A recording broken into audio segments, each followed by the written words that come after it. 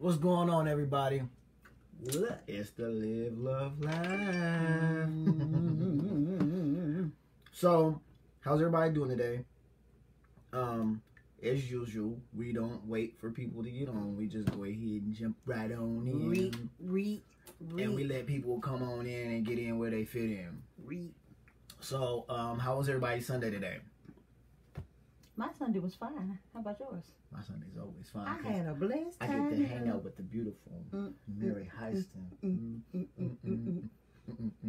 What's up, Zach? Hey.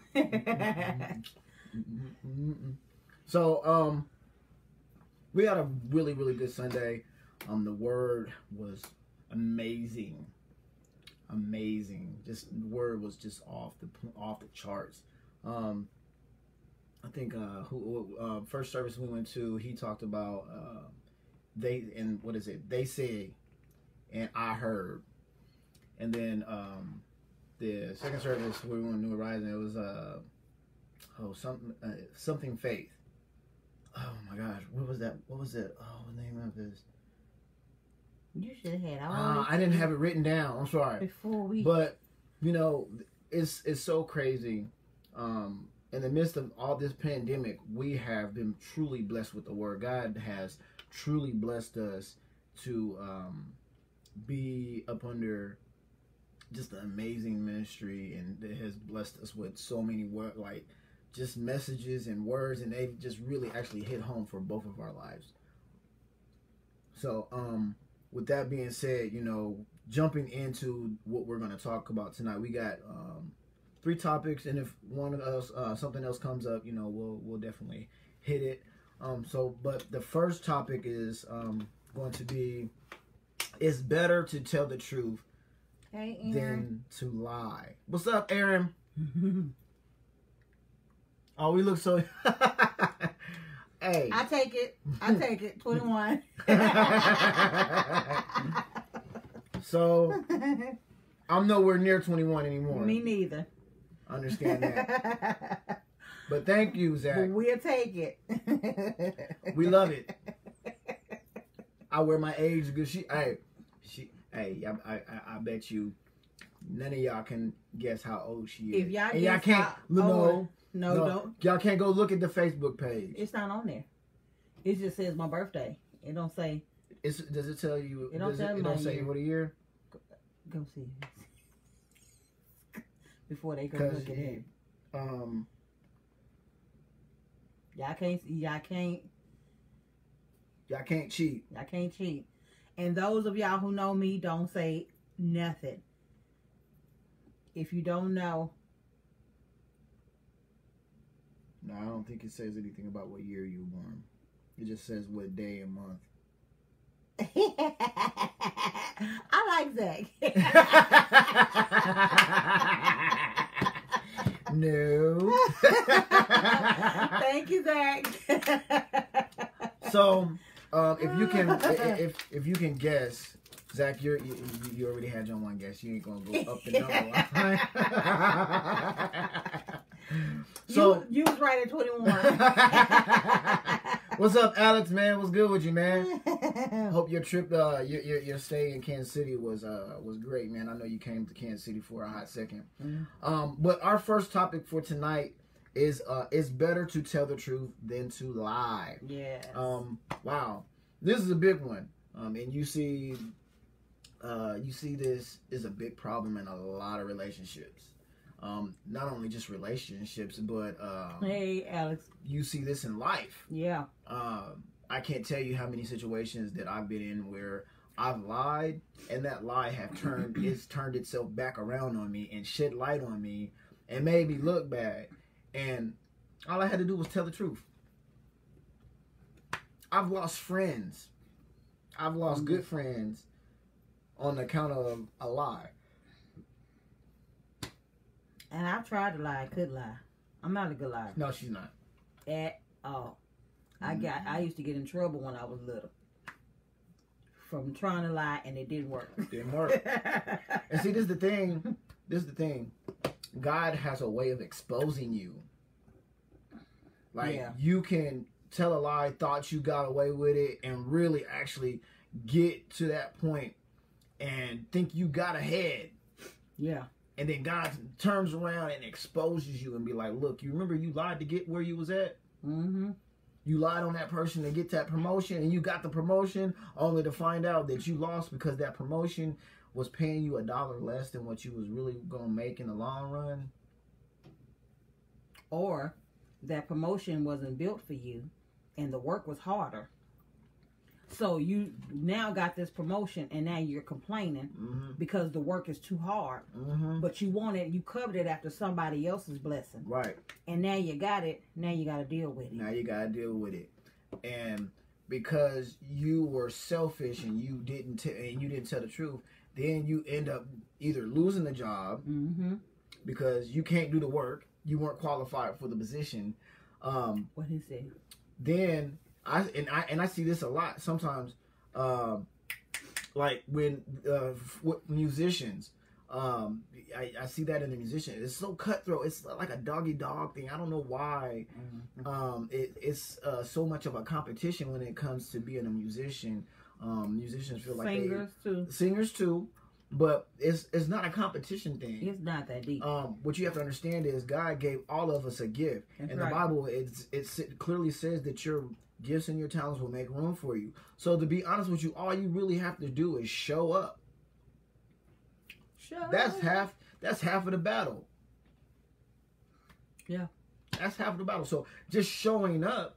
If we could just all get along. If we could, like, real talk. Just work That's together. What I'm saying. Like, what people don't understand is, especially when it comes to ministry, God gave every last one of us a gift and a talent. It's how you use it. It's how you use it. It's how you use it. If you use it the correct way, you'll be blessed. Not only will you be blessed, but you will be able to bless other people around you. I got a lot of my students from Topeka on here. Gee, really good. What's up, Miss Norman? But all you really have to do is show up. God has blessed you with everything that you need to go forth and fight this battle.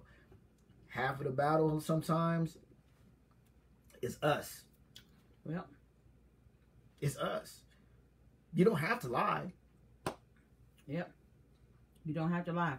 And the thing is, when you do lie, and you have to tell another lie to keep that lie going. Listen, men, y'all lie, and y'all forget what y'all lied about. And women, we like detectives. We will either write it down or we got good memory. Especially her. Oh, I got a good memory. And you will say something, and you be like, no, because in September of last year, I can remember, it was around my birthday. I can remember like it was clear. And you could tell them word for word what they said. And they would swear up and down, I didn't say that. Yes, you did. Because we was at such and such. We was at Cheddar's, and we, you know exactly where you was at. You remember that lady walked past and she spoke to us, and then you know everything in detail. And they looking like dumb. They looking like a deer in dumb headlights because they don't remember all that stuff, but we remember. Right. And then you got to try to lie. Oh, you got to cover up that lie because you forgot that you lied. So now you got to cover up that lie. And the lie just keep going and going. And before you know it, you're living a lie. And when you're telling the truth, you don't know when you're telling the truth because you don't lie so much. You got to go back and think about the lie that you told 2 days ago, and be looking dumb in the face. And my thing is, I used to always tell my kids, tell me the truth. I would rather hear it from you than to hear it from somebody else. What up, cuz? Hey, and Zach, man, it was my pleasure to do that, man. Thank you for even asking me to pray for your grandpa. Man, I'm truly honored for you to even ask me to pray for your grandpa, man. I hope all is well, and I pray that your family is doing well too. Okay, but she's right. She's right. We praying for you said her mom. Yeah, her whose mom? You said your other. Oh, my cousin. Mm-hmm. No, that's somebody else. But we are praying for my cousin, my family, the Caraway family in Topeka. Man, we're praying for y'all. We love y'all. No, yeah, that's true. Mm-hmm. But didn't you say she was a student? Yeah. I'm praying for your mom, Newman. I'm praying for your mom. We'll definitely keep her in prayer. Understand that we love y'all. This is something that this is what ministry is all about. Ministry. This is what ministry is about. Yeah. Understand that because God has. Can you write that down so that we don't forget? Oh, my baby is on top of it. He saw me about to write it down. You funny. Right. So this is the thing. How this is what ministry, like I said, is all about. And we don't do this for show. This is for real. This is how we live our life. We for real. What you see is what you get. And do we have all the answers? No, we don't. We don't have all the answers. We don't even want you to think that we have all the answers. But what we do know, we want to share with others, because that's what God intended for us to do, to learn, to grow. And you have to, in order to do that, this is what you have to do. We need more people like this to step out and talk to the people and share the goodness of God and share what God would really want for us to share with you. So getting back to our topic, lying is the worst thing that you can do. I mean, especially when it comes to a relationship. I feel like lying, when you lie to somebody about something, whether it be big or small, you take the opportunity, or you take the other person's decision of how they want to handle that situation. You take you take them out of the equation.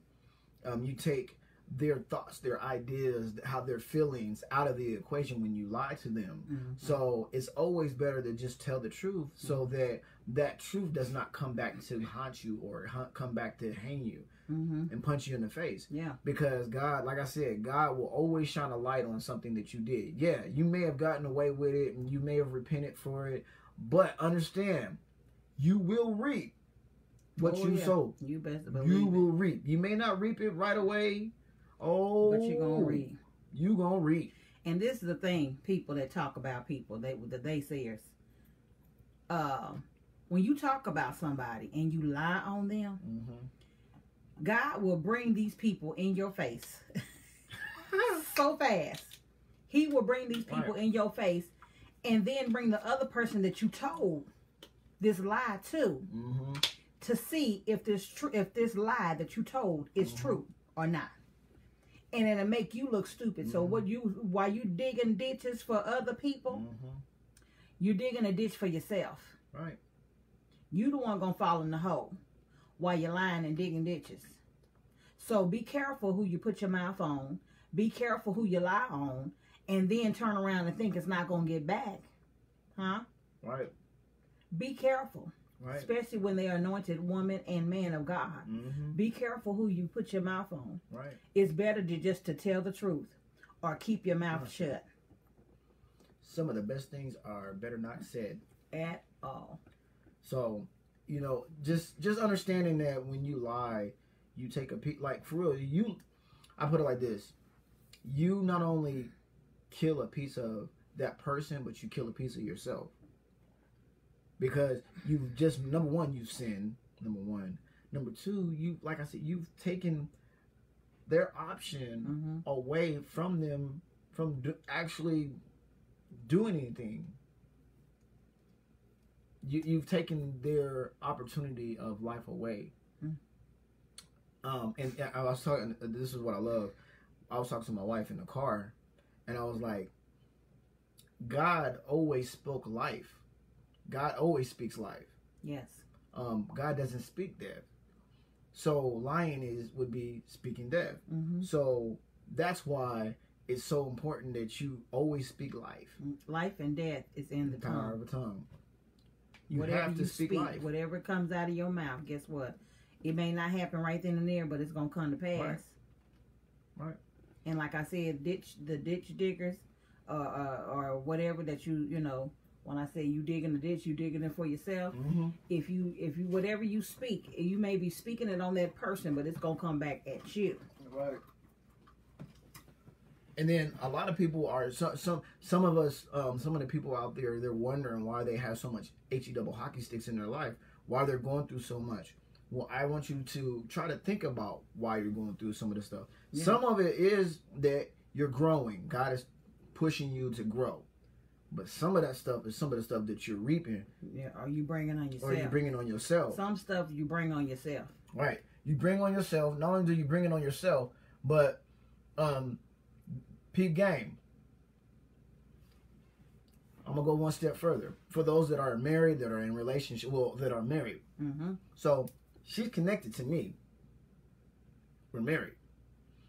So, especially for these married people, what I need for you to understand is because you're connected, when you go out and you mess up and you sin,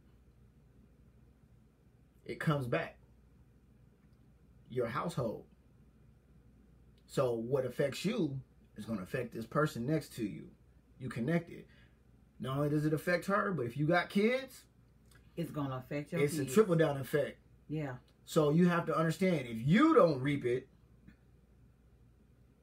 because you guys are connected, your kids connected. I'm not trying to go through no unnecessary stuff. So you have to be. That's what I'm saying. Be like I'm trying to get you. I'm trying to paint the picture for you. It's better to tell the truth than it is to lie. Mm-hmm. Don't lie. You gotta lie.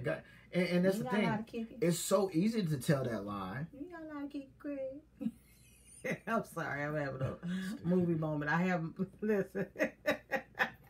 You ain't got a lie, Craig. You got a lie, Craig. But I'm saying, like, when you, some of it, sometimes I put it like this. Sometimes it feels good. It feels good to lie for some people until that lie comes and slaps them in the face. Yep. But the lie feels good coming out. Some people just don't have nothing other better to do than just lie. Just lie. They wake up like, what am I gonna lie about? What am I gonna lie about today? Let me see whose life I'm gonna wreck. Right. And then I'll take it another step further. When it comes to relationships, the most important thing for you to do, let me make sure I'm not stepping on the next one. You can step on it because it's all really goes together. It all goes together. So the one thing that I'm going to tell you, and I'm almost kind of stepping on this point right here. I don't want to, but I'm going to do it. But we can not go for it. But when you do that, when you lie, dang, I just lost it. Oh, so what happens when lies go forth and somebody tells, the worst thing that you can do is a couple, if you hear something about your significant other, is to not go to them, but you believe the lie instead of going to them and communicate with that person. Mm-hmm. That's the worst thing that you can do. Mm-hmm. Because you don't even know if it's true or not. Yeah. But because your best friend who saw their best friend, sister, cousin, brother, sister-in-law, daddy, saw your significant other out with somebody, and now you go back home with an attitude. Instead of talking to that person, you got an attitude, and just find out what's going on. Talk to them. That's why you got to communicate. Gotta communicate. So, did you have anything else you want to say about that one? No, because it's all going to tie in together. So we're going to come back to that either way. So, you do the next one. Our next one is tying in with this one. It says, putting yourself in situations that may cause you to lie. Mm-hmm. Putting yourself in situations that might cause you to lie. Like, what was you doing over such and such house? Or what was you doing in that area? You know that person that got the short skirt tail lives down the street. Why would you even put yourself in that situation? Mm-hmm. My mama used to tell me, she's like, if you know that there's a person that's in the same hallway as you, so this is when I was in school, if you know that person don't like you, and you know if you go down that way it's going to start something, why go down that way? Go the other way. Mm-hmm. God give you sense for a reason. You have sense to know that if I go this way, this is going to happen. So why put yourself in that situation to where you would be caught in a situation where you're doing that will cause you to have to lie? or that would make you want to lie. Let me go. You go a little step further. There has been, okay. Say you a liar, whoever. I ain't talking about you. I'm talking about your neighbor. You a liar, but you decided to change your life. You gave your life over to the Lord. You don't lie no more. You just like want to tell the truth and all this stuff or whatever. And you are in a situation where you're really innocent in this. You're innocent in this case, but because of your past, you look guilty. And somebody asks you something, and instead of you telling the truth because because this is the truth, you still tell a lie.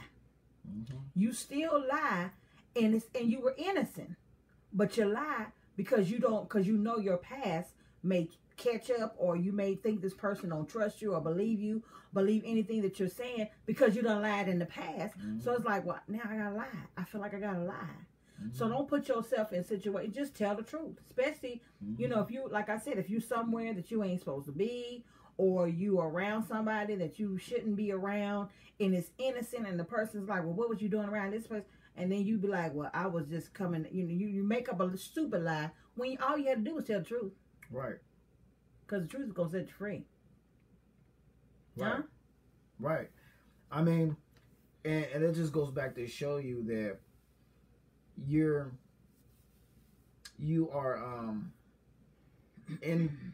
have to be careful who you associate with yourself with anyway. Yes.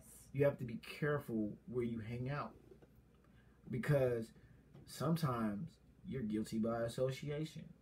If I know that person is a liar, I know that person is known for something, why go down that road? Why do that? Why do that? Especially if you and this is another thing that kind of gets me. If I see this today, and the reason why I'm taking my time a lot of times, I don't want to say something that I gotta go back and I gotta fix.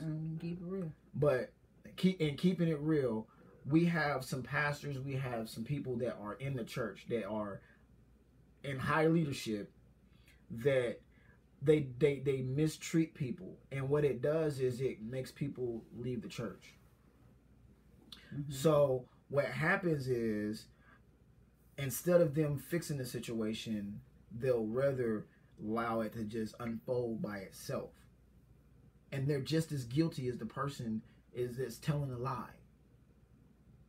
So my thing is, don't put yourself in situations to where it could even look like it's a lie, like it's bad. Don't do that. Don't do that to yourself, especially if you're in leadership. If you are in, I'll go one step further. If you're in the public eye and people look up to you, I know she's laughing at me because he can't say public. Say it again. Public. Anyway. Oh, you did. Oh, got him. When you take your time, you can say it. So people that are in the limelight, you have a responsibility because people look up to you. People hold you to a higher standard. So if I was to go out and people saw me at a strip club, they know I'm married. What does that look like? Would you be happy if you found out I went to a strip club by myself? I don't know. And now they said, oh, that David was at the bar. He had a stacks of ones and he was just making it rain. And then I'm supposed to be at Bible study. It get back to her. She asked me, well, where was you at? I was at Bible study. And then she knows I'm lying because somebody didn't took a picture of me. I'm at the bar. All I had to do was tell the truth. All you had to do was just tell the truth. So now, she don't trust me after that.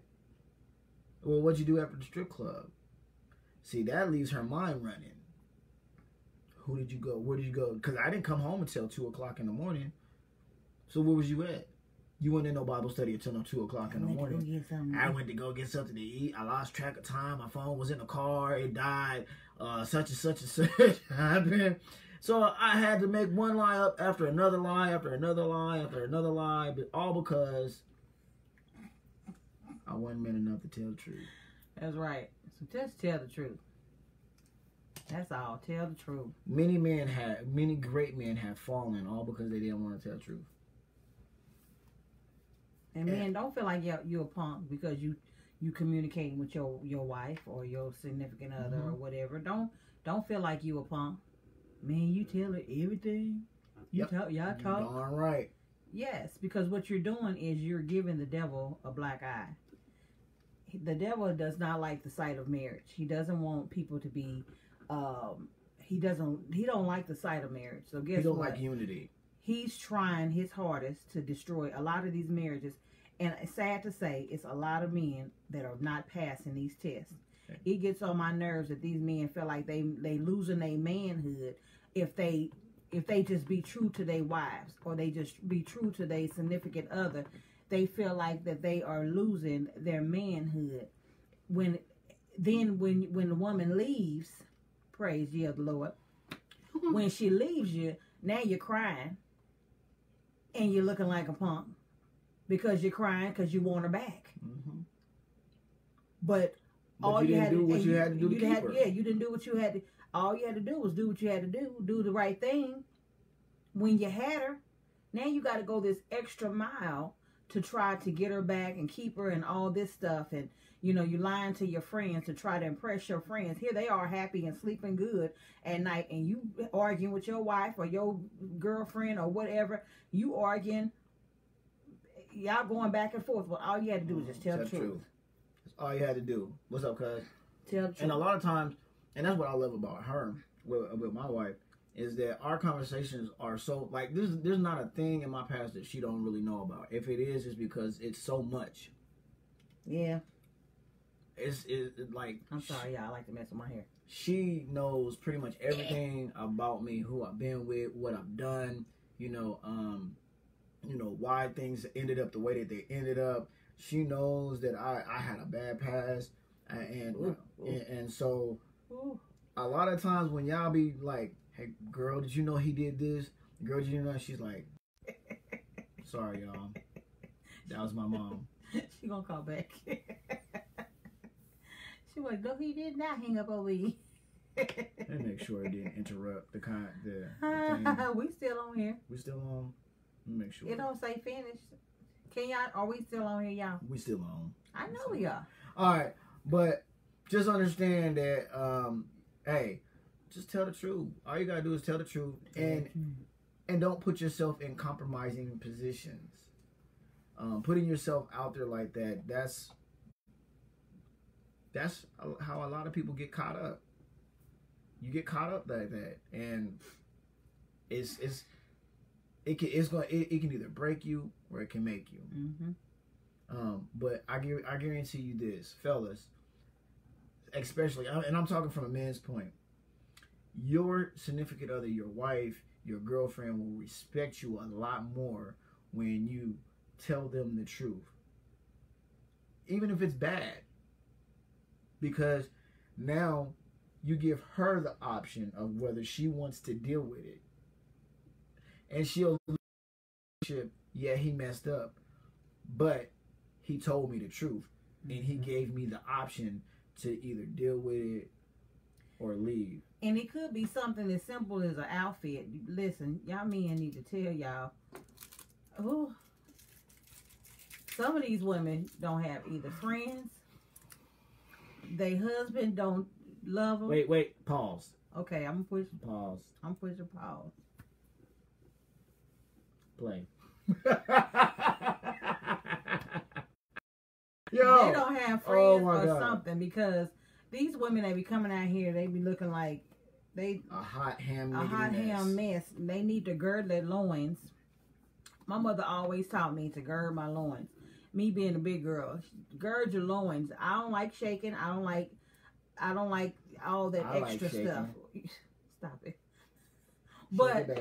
But some of these women, it could be something as simple as an outfit. Right. Even if it hurt their feelings, I would rather listen. I told them, I said, I would rather it come from you, because if I go out and my dress is gathering, you know, it's like static clean, it's static on me, and I'm showing everything but what I suppose, I'm not looking up to par, and somebody else tell me, and you my husband, we gonna have a problem because you allowed me to leave this house, and my skirt was in my stockings.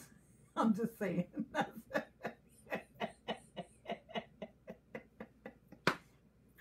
My skirt was in my stockings, and you ain't tell me nothing. But that just goes to show you that I'll be real with you. That just, you got to understand that your significant other, your wife, she's a reflection of you. Yes. If she looking a hot mess, but you looking like $1 million, like you just stepped out of the Gucci store, you Gucci down, and she looked like she just stepped out of Walmart. Listen, y'all. But I know, hey, I can't hit on Walmart because Walmart got some nice clothes. Don't sit on Walmart. But I'm just saying, if she look like you dress it up with some nice jewelry and stuff like that, honey, you make it look like you got it from. She look like she came from the thrift store or something. Yeah.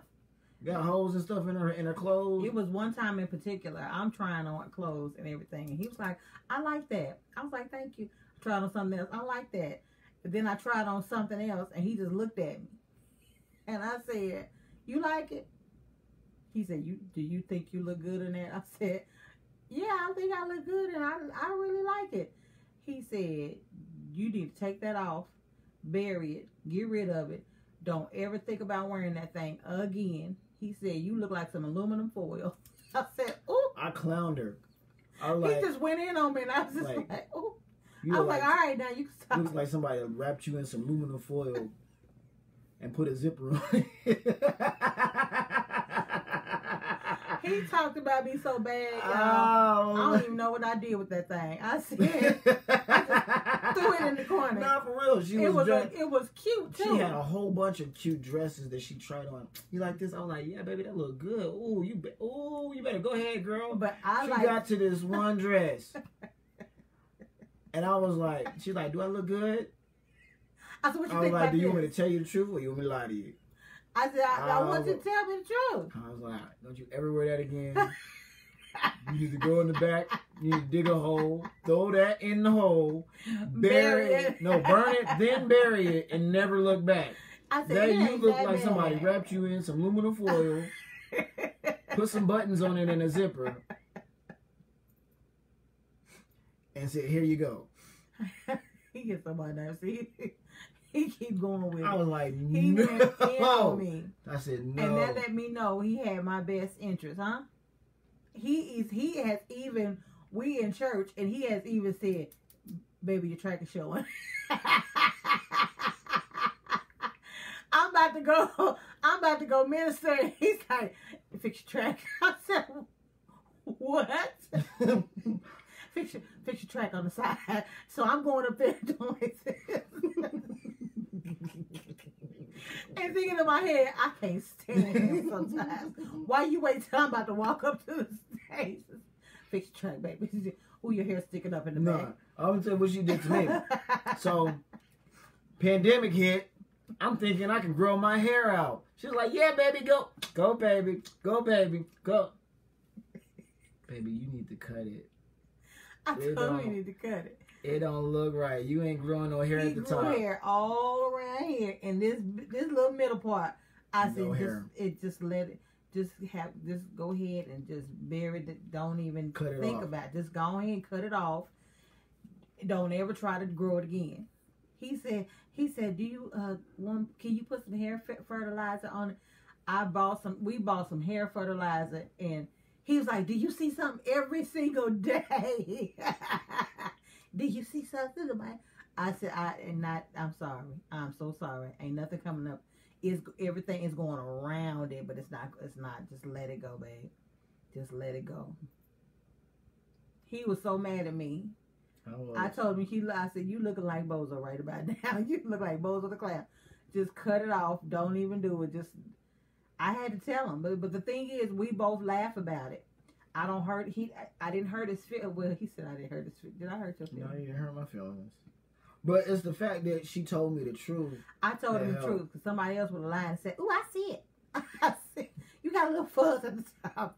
Somebody else probably would have lied. But I said no, just leave it alone. Keep it, keep it bald. Just go on and cut it. Matter of fact, I told him about this little beard. So she clowns my. All right, so I was trying to let my sideburn grow in so it can connect or what have you, and it was connecting on one side, but the other side didn't. The other connect. side was jumping. It was just hair right here, no hair right here, hair right here, no hair. Cut both sides. Just leave it right here. Whatever's on your head is right here. It doesn't go to your face. Just leave it alone. Just cut it. She clowned me. I'll be nice. At least I'll be nice with mine. I'll be like, babe, you got don't Not do telling this. me I look like some aluminum foil. But I didn't say it in a mean way. No, you went in on me. You went I did go in on me. But the thing is, we laugh about it. We laugh about it. I don't do it in the opening. Try to embarrass him. That's one thing you don't do. Don't embarrass your husband, your wife. Don't embarrass them. Right. That is not cool. Right. If something happens while you guys are out, and it's something that you could potentially be an argument or what have you, it's going to be an argument. Yeah. Wait till you get home. Wait. There is no reason for you to embarrass your significant other while you're out by an argument. Yes. Nobody should see that you guys are having a disagreement. Listen. This is the thing. We not all the time, laughing and giggling and all that stuff. There's times we have our heated fellowship. And there has been a time where we was out with friends and we came in smiling. We came in, we still talked to each other like everything was fine. And it was something he may have done. Guess what? That's what the cell phones are for. Everybody laughing, talking. I'm like... saying, and he's like, yeah, and such and such, and he read it, and he's like, and he's saying something. We having a whole argument. Right. And nobody knows. Nobody knew. Having a whole argument on our cell phones, and we put it down, and then eventually somebody said something stupid, and we both just looked at it and just started. I think it was him. What up, cuzzo? He said something real dumb, and we laughed, and nobody knew. They was like, "What are y'all laughing at?" We laughed at our stupid argument on. Because a lot of times you gotta understand this. A lot of times your arguments are stupid. They dumb. We didn't even know what we was arguing about. Like, matter of fact, before we even I put it like this: before we even got on here today, we had a discussion today that was just. It wasn't really a heated discussion, but it was just. It was one of those discussions that was serious, and that but it was to be talked about. It's something that we needed to talk and get it out. We needed to air it out. And so a lot of times, and I hear this in the spirit. So guys, us, when we mess up, a lot of times we want to be like, I'm sorry, I shouldn't have did what I did, I want to fix this, I really want to be with you, I love you, blah, blah, blah, whoop, whoop, whoop.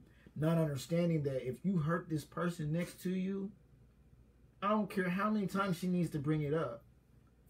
It needs to be brought up because it needs to be addressed because there's still a problem there. Yeah. It needs to be healing, and until there's actually healing and deliverance from that situation, you're always going to deal with it. The worst thing you want is for somebody to be with you and continue to carry along something that happened 10 years ago, because what's going to happen is it's going to boil up. It's going to boil over. That's right. And this is the thing.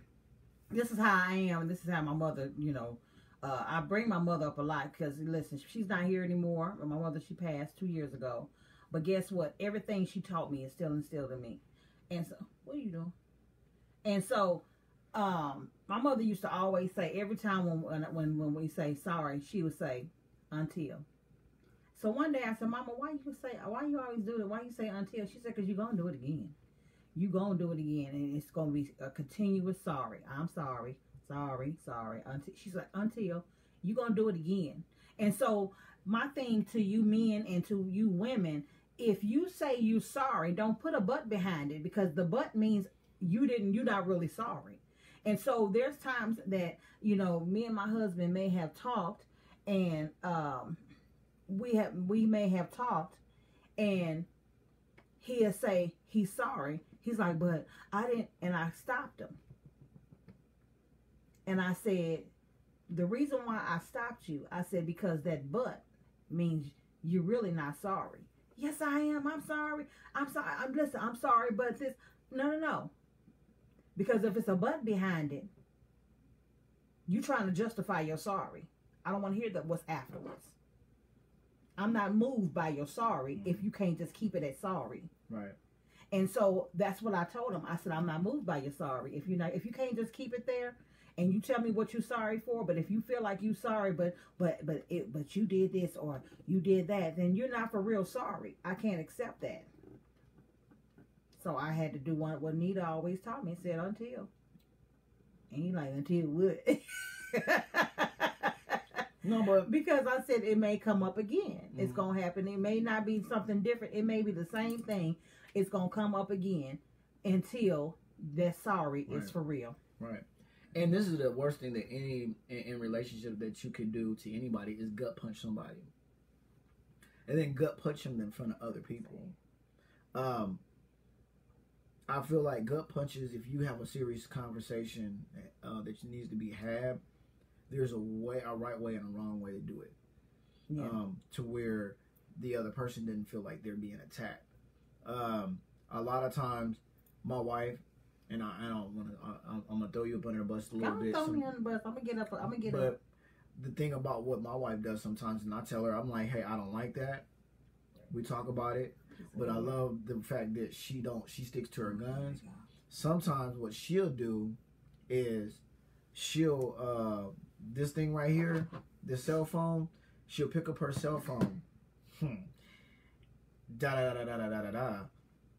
And it guts punch me. But I'm like, baby, why you couldn't wait till we got home to talk about this? I didn't want to wait till I got home. I wanted to talk about it right now. And she's with a smile on her face. Sin. And I'm sitting there, I gotta sit there with the face there, and I ain't having it. Like, I'm reading all these text messages, like, really? Really? This is how you want to do me right now? And I'm like, so, hey, girl, and such, but then he'd be like, ding. I'm like,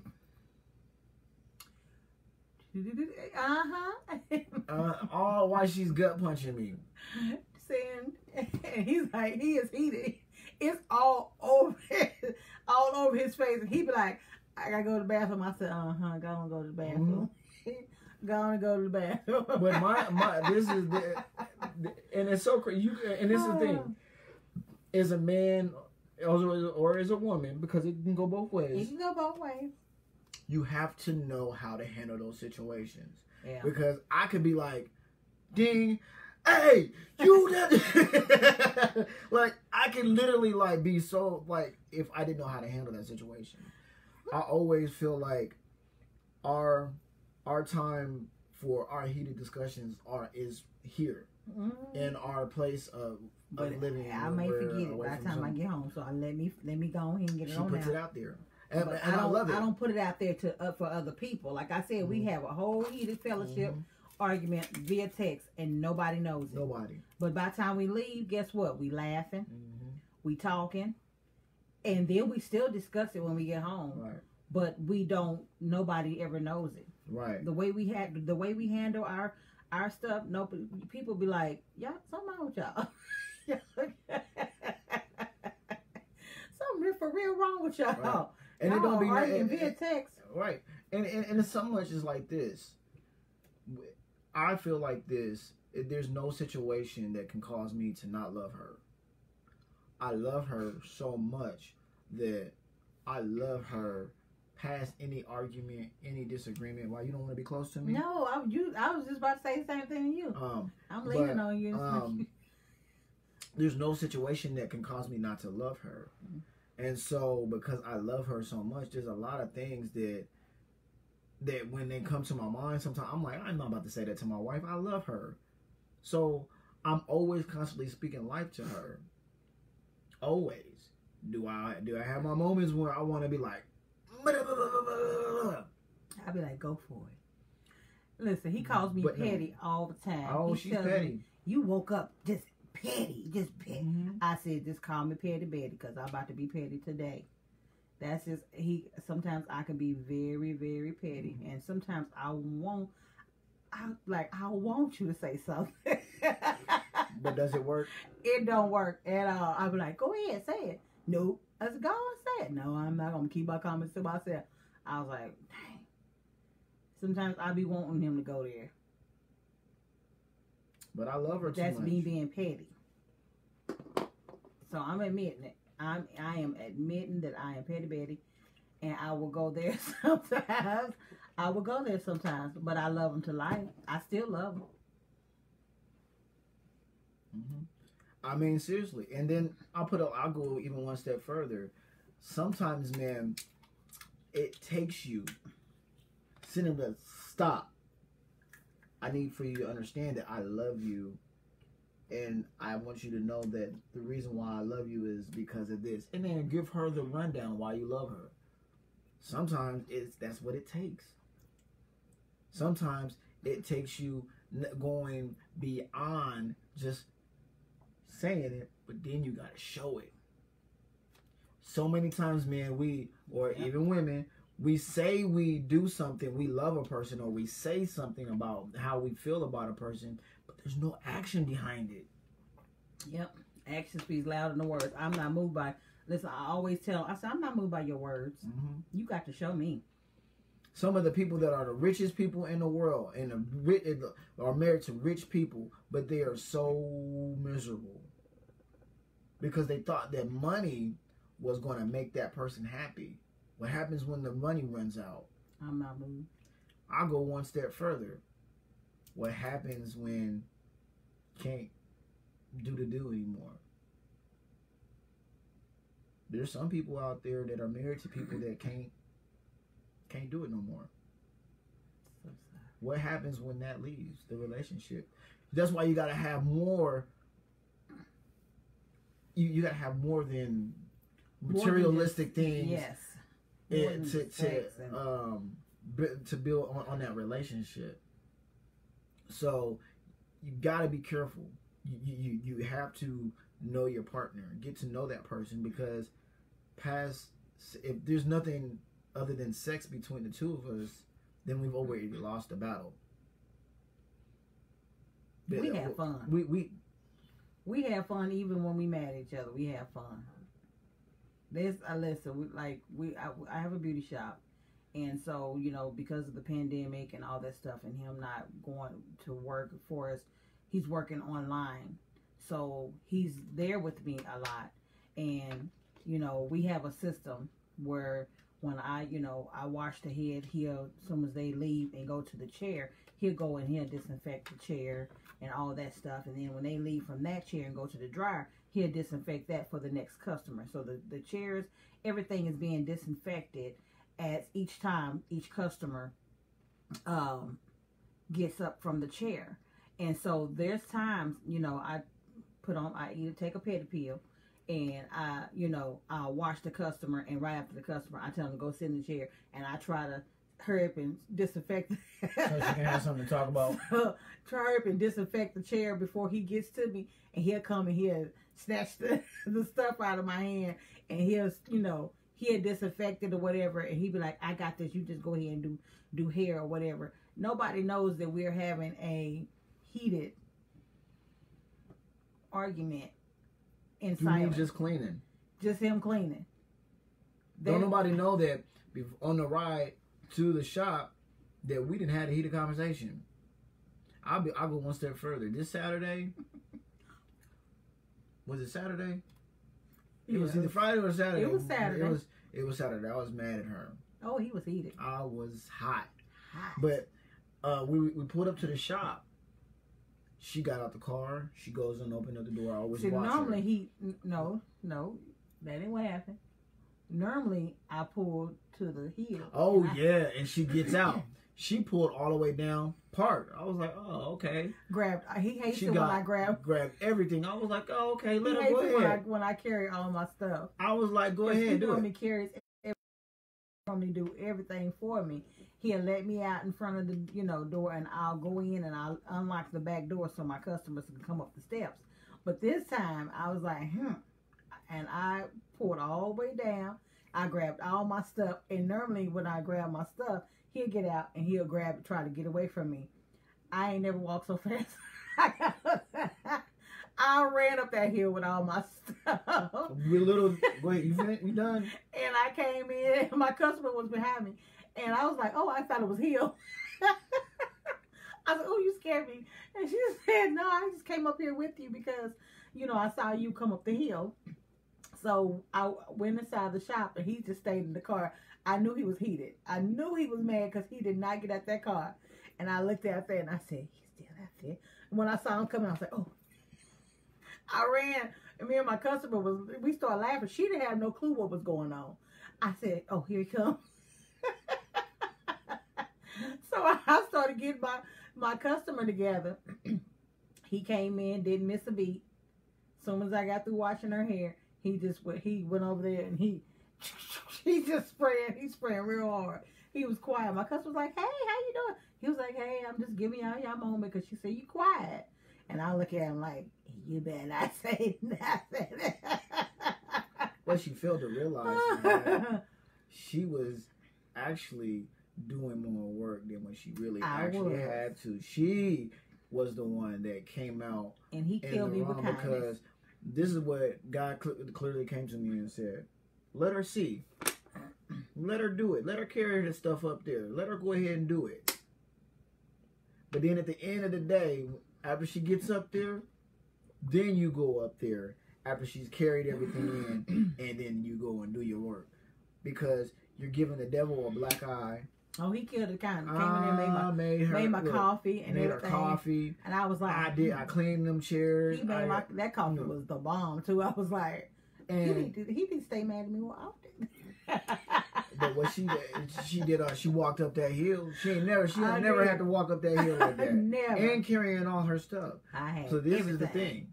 What she needs to understand is she has to appreciate it because pretty soon here, once the pandemic is over with, I'll be going back to work and she'll be having to do that all by herself.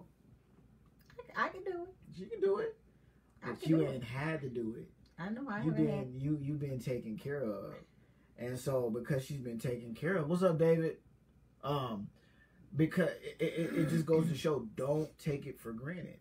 Don't take it for granted. I ain't taking you for granted. But I'm not saying you taking me for granted. But don't sit up here and try to kill the one that you with. See, this is the thing. So many times we kill the one that we with. We kill the one that we with. We kill the person that God put us to go to battle with. God is literally, to be honest with you, God, this is how we look in God's eyes. God bless you with your significant other, right? Bless you with your wife, bless you with your husband.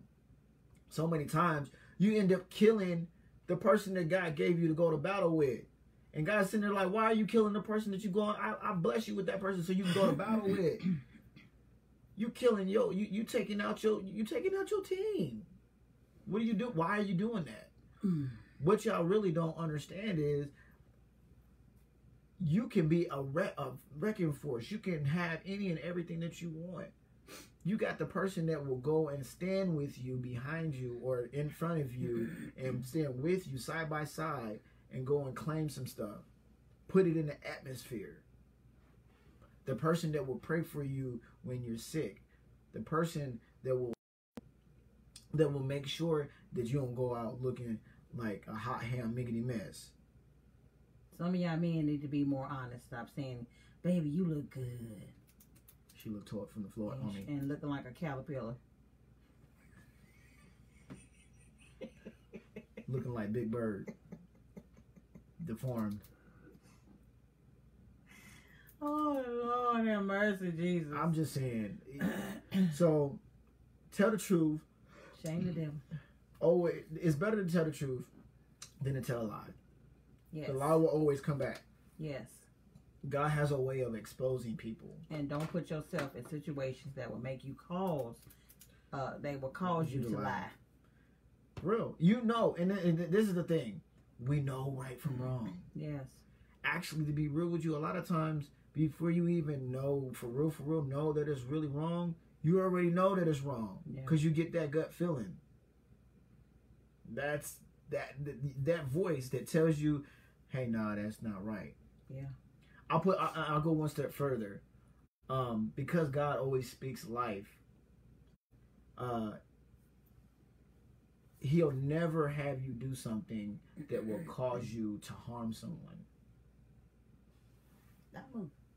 God's not going to have you do something to somebody to harm them or to make them feel some type of way. Yeah. So if it's going to hurt somebody, you already know that it's going to hurt them. God's not going. That's God don't operate like that. God speaks life. He don't speak death. When God speaks, it happens. Yeah. So if you know that it's wrong and you know it's going to hurt somebody, you know that it's not the right thing, or you get that gut feeling in your stomach, or that voice in the back of your head tells you, nah, you shouldn't do that, that's what you need to listen to. Because God don't speak death. He speaks life. And then our last point is how important it is to keep your spouse's attention. Listen, if you reject your spouse over and over and over again, eventually they're going to shut down, and they're not going to want to be a part of anything or they're not going to want to talk to you. They're going to shut down. And men, when women stop talking, that's when you get worried. When they just stop tripping with you, they stop talking to you, they just like, oh, okay, agreeing with everything that you're doing, even if it's wrong, that's when you should get worried, because chances are they on their way, they got one foot in and one foot out the door. When you get a woman to the point to where she's like, okay, and you know she's really mad like that, do it real quick. Oh, okay, all right. Okay. You going on a trip? When you coming back? Go ahead. Go on a trip. Enjoy yourself. And then she pack your bag for you. Don't think that, oh, she's a good woman, or she's stupid, or she's gullible, or she's naive. Don't think that. And she know you been ready to go out and do something. Ooh, you best believe she about to have her fun too, huh? When you come back, go ahead. She's smiling like this. You need How to go was on your trip. You need to do that more often. She had help putting that smile on her face, and it wasn't just God. I got my nails done. I did this. I did that. And she glowing.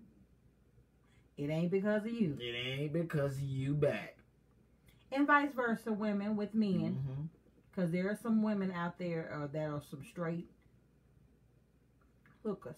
I don't want to go say the other thing. But there are some women out there. Yes, he said it. Okay, stop it.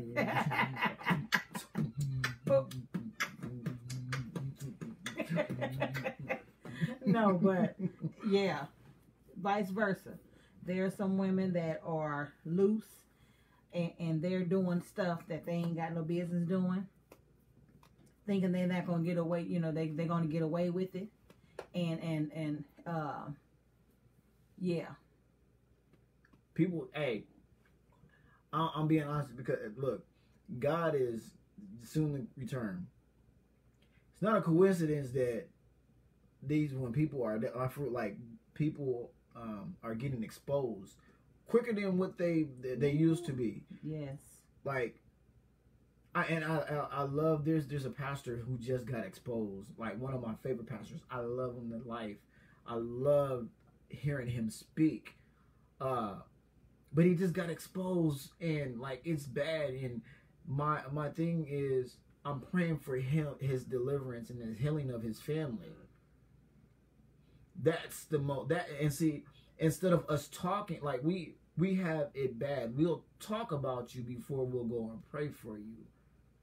We'll talk about you and kill you with our words before we get on our face and our knees and pray for your healing and your deliverance of your family. Not realizing that it could be you in that same predicament. Understanding that the reason why you're not where that person is because you ain't get caught yet. Oh, yeah. Because everything that happens in the dark is going to come to light. Period. With exclamation marks. Period. Dot. It's gonna come to pass. Right. So you're not getting away with it. You're not. You know. But my prayer is the way the world is today. You know, the Bible tells you about people. You know how there's a wide road. You know, of people that's not gonna make it in. And that other road is going to be narrow. It's going to be so narrow, people going to try to get in, and they're not going to get in. Mm-hmm. And so, my thing is, these husbands and these wives, if you're not going to keep your vows and take them serious, don't even say I do. It's not that deep. If you want to be single and you want to mess around with all these women and all these men, just be single. It's not that deep. You're making it. It's what is it? You want some security. You want. I mean, I don't you want get the it. title of being married, but you don't want the responsibility of keeping up the marriage. You can be free by just doing you. I'll go one step further. It's like buying a car and never keeping the maintenance up on the car. Yep. You just bought. You just got a wife or you got a husband for the status quo. You're wasting that person's time and your time and God's time. Like you ain't waiting. God, He got time. I'm saying, but no, you're wasting. I'm just saying. You're wasting. You ain't wasting his time. You're wasting a person's time. You're shortening your time. There you go. You're causing. You're cursing yourself. And so you just gotta be careful, man. Like stop wasting people's time out here, man. It's crazy. You know, we talked about it Saturday. We talked about I'm going back to the attention, keeping your spouse's attention or your significant other or whatever. If you're looking to be married or whatever, when y'all go out, put your phones away. Put your phones away. Don't be looking at. You supposed to be looking at the camera, not you supposed to be looking at me. Say that again. You too. You be on your phone. I don't be on my phone like that. You's a lie, and the truth ain't in you. You better stop lying. Stop. Y'all can't see what he doing, but you stop. So when we're out, she's always on her cell phone. That's a lie. Babe, don't lie on me like that. Don't sit up here and lie on me like that. But you know what? It's okay. It only happened one time. Sometimes she's only. Stop. But this is what I love about my wife. Is that don't do that? Would you stop? What did I do? I didn't do nothing. Stop. I'm not playing with you. I'm gonna put you so oh, you gonna be violent? See how she do me, y'all? No, because he over here playing. Y'all see what he's doing. No, we were out at a restaurant. We went out to eat, and while we were out, see, I wasn't finished. For me to admit and say, stay off your phones, is because I got convicted. Huh? I got convicted. Now you can tell the story. I just wanted to hear you say you got convicted. What's up, Ebony? Hey, Eb. So, we were out and we were eating. We were having a good conversation. But the thing that I love about my wife, if your conversation is boring, she gonna let you know. She gonna let you know that you're boring. She gonna pick up her phone and she gonna start playing video games. And apparently my conversation at that time was not good. Because she picked up her phone and was playing a full video game in the middle of I'm just sitting up here just talking my little face off. Yeah, and this and that. And this and this and this and this. And I was like, yeah, babe, what do you think about that? Huh? I was like, wait a minute. No. So no, you said. Right. I ain't heard nothing you said. Absolutely nothing. Absolutely nothing. I was hearing the technical where now I can't hear nothing. Dear Jesus Christ of Nazareth. But then I put her on blast. He did. So while she playing a video game, the waitress came back. I wasn't on the game. Oh no! She had put it down. He took my phone, y'all. Yeah, I took her phone. Took my phone. I was so and put mad. it on my side. Oh, I was heated. So then the waitress came with our appetizer. Was it the appetizer came yet? Yeah, it was the appetizer. And then when when she came, she brought it. I was like, hey, do you got a second? She's like, yeah, go ahead. And so I was like, so when you're out on a date and you're with another person, you know, you out there and you talking to somebody, is it important for that person to put their cell phones away and actually pay attention, or be on their cell phone? And she was like, she looked at me first, and he said, don't look at her. And then she said, you know, women stick together, so I was just like, don't look at her. Don't look at her. Look at me.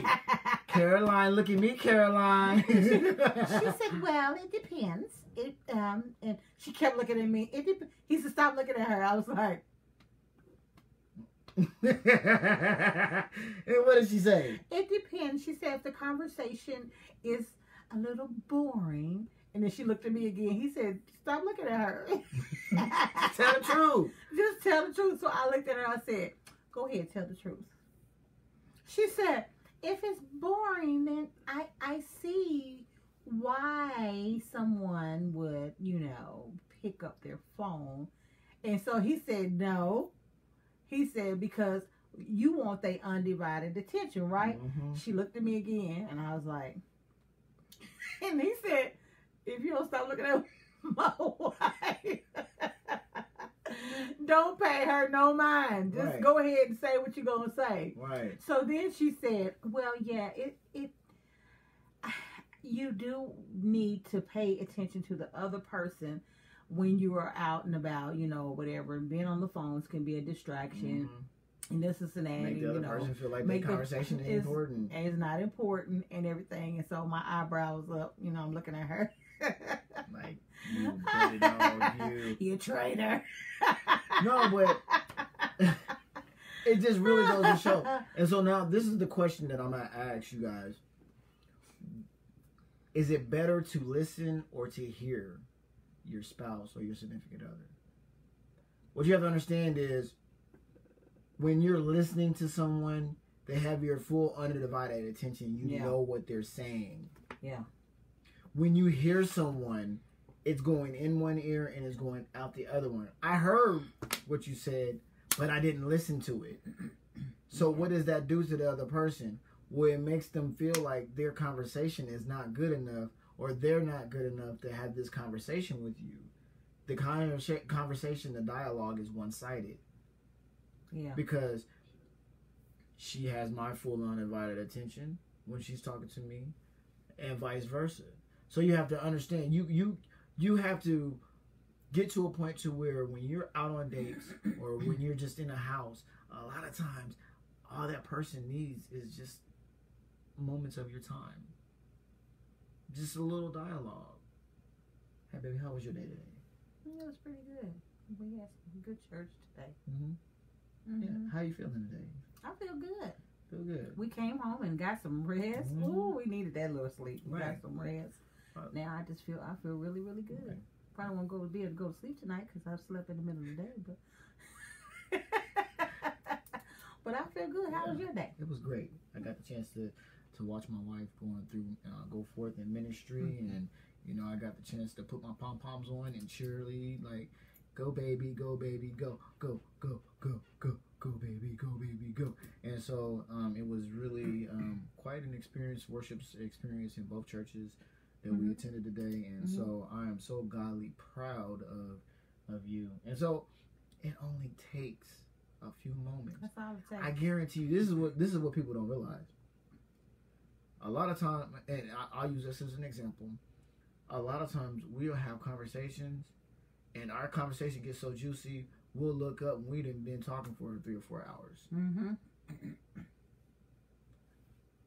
And we've been together for a year now. Mm-hmm.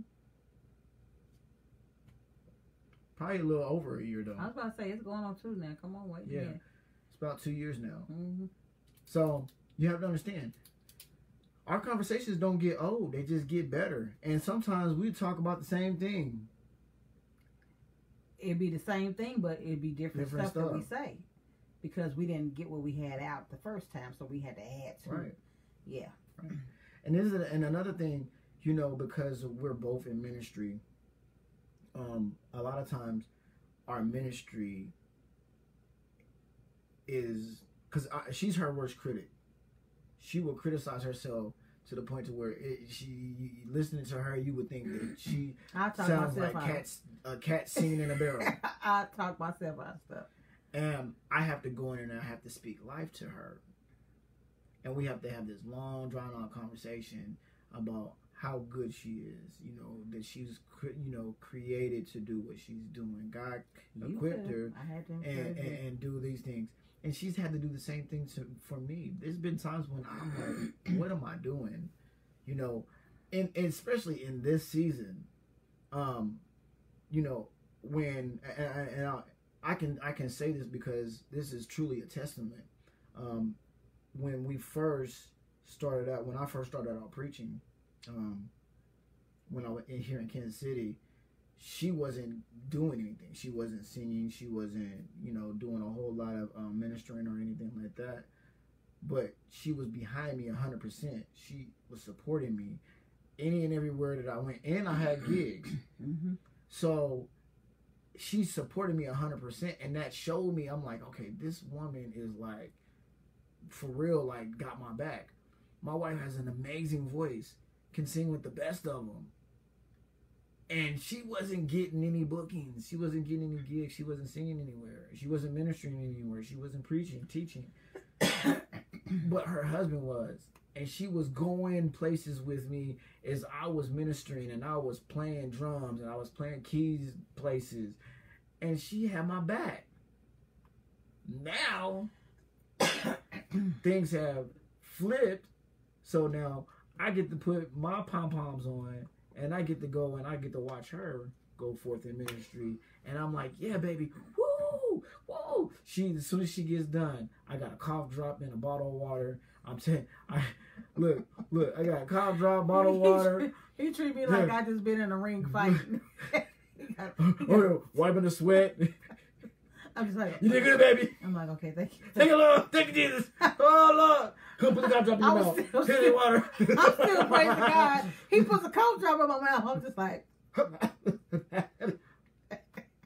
hey, here's some water. He give me some water. I'm just like, I'm still praising the Lord. Drink the water. Drink. Just like, drink the water, enemy. He wiping my forehead.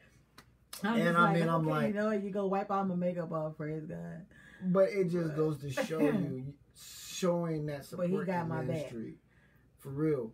And men, all right, especially men of God. Your first assignment is being a servant. You have to. I'll go one step further. To be a great leader, you have to be a follower first. That's right. You have to learn how to serve first before you can be in leadership. That's right. And that's where a lot of people go wrong. They feel like, okay, I'm a pastor, I'm a minister. Okay, all right. I get that you got the title. I get that God has blessed you with that gift of ministry and being a pastor and being a minister, but you have to understand where you once were. You were where that person once was. Yeah. So don't forget where you've come from. Don't forget. People think just because people get to singing and they get big and they feel like they've arrived, and they treat you like dirt because they like, I have done sung with the best of them, and you are beneath me. I remain humble. I remain humble. Right. I don't think that I'm better than nobody else. Matter of fact, like he said, I'm my worst critic. I be like, ooh, I sound terrible. And he be like, you sound good. And I'm just like, no, I squeaked. I find the smallest thing, and I will take that and run with it. Right. But I remain humble. People say, oh my God, you just bless my soul. Sometimes I don't even know what to say. I just be like, praise God. That's all I can say. Praise God. Thank you. You know, to God be the glory. I don't really, you know, because I take no credit. I take no credit for nothing that I do. I take no credit for when the Spirit moves, all that stuff. God gets all the glory. Everything that I sing and I get out the way. I do what God tells me to do, and then I get out the way. Right. If he say stop singing, guess what? I'm gonna stop singing. I'm like, all right, that's enough. I'm not going to pump, prime, try to get people to get where I'm at. If you didn't get it while I was getting it, guess what? That's your fault. That's between you and God. But I'm going to give God, every time when I sing, some people say, oh, you sing hard. Or, oh, you sing, girl, you was all over the stage. You did this, you did that. And that's why. Because I'm not doing it for you. I'm not doing it for nobody. I'm doing it for God. Yes, I may sing hard because, listen, I'm getting everything out of me. That's why I like some of these musicians, and it gets on my nerves when sometimes, when these musicians be playing and some of these pastors be like, Sister Whitney, what's going on? They stop, they stop the musicians from playing. They stop the musicians from doing their praise break. Because see, the Bible says let everything that has breath praise the Lord. And that's their way of praising God. They're not up singing, they're not preaching, so they're getting everything out through the drums, they're getting everything out through the organ, they're getting everything out through the saxophone, they're getting everything out through, through the music. So when you constantly stop them and say, stop. But you want to get what you got out, but you don't want them to use their gift. Only just, I sometimes it bothers me. Let them get it out. Let them get because you just don't know what they're going through. You don't know what singers. You don't know what they're going through. Right. When you're ministering and you got to do exactly how the song is, and you can't minister about the song that you're singing about the God that you're talking about, you can't do none of that. It's like you're stopping. You're a robot. It's like you're stopping the Holy Spirit from moving. And so my thing is, if I just like I do what I do, and then I exit the stage. Whatever God tells me to do, whatever He tells me to say, I do it, and I don't boast about it. I don't, what I'm saying? Like I said, if I get it, if you get it, you get it. If you don't like me, that's your fault. I could care less who likes me. I could care less who loves my voice and who don't like, and who loves it and who don't love it. I can care less because I'm not doing it for you. I'm doing it for God. I don't come in God's presence any kind of way. Listen. I don't try to be cocky about situations. I've been stepped on. I've been talked about. I've had people look down on me as if I am nothing. But guess what? I still love you. I still speak to you. If you don't never call me for a gig, if you don't never call me for nothing, guess what? I'm still going to love you. I'm still going to support you. I'm still going to be there for you. Even if you don't say nothing to me. Because God gets the glory. When I sing for God. Right. I mean, and that's the thing. So many people miss what God has done what God can really truly actually do in a service by quenching people that are trying to get their breakthrough. You never know what that musician had to do to get there. Yes. There's been plenty of times when I've been in services and I had to fight my way to get to that service. You don't know. Only to sit down and play, but then be told that I can't play this praise break. Or shh. And I'm like, but you don't know what I went through to get here. I can't get up and go run around the church. I can't do, you don't know what people done been through all week. Right. And so my only way of expressing how good God has been to me at this point is through my drums, and that, or through playing the keys, or do whatever, or even somebody if it's a singer. People have sat on him as well. Look, and still sitting on me. Still sitting on you. Still lying on me. But that's still all right. Still doing things to try to kill my character. But as a man, as a man of God, I can either let it do one or two things. I can let it affect me to the point to where I don't go forth in ministry and I say, oh, woe is me. Or I can look at it and say, you know what, God, I thank you in advance for delivering me from the things that I've gone through, healing me and restoring me in you and being my mind regulator and renewing my mind and my heart so that my ways may please you. And so that when people see me, they don't see me, they see you. Ooh, when they hear me play the drums, they don't hear me playing, they hear you. Yes. See, we fail to realize where our gifts and our talents come from sometimes. A lot of us have gifts and talents that come from God, and God wants to use those talents. But a lot of times, this is funny. I heard this back. One of my old pastors said this: God is the only person that will hire you, but fire you, but still use you. Mm-hmm. Some of us have been fired. None realize that we've been fired because we failed our first ministry, and that's what? Listening to God, the person that blessed us with the gift and the talent. Mm-hmm.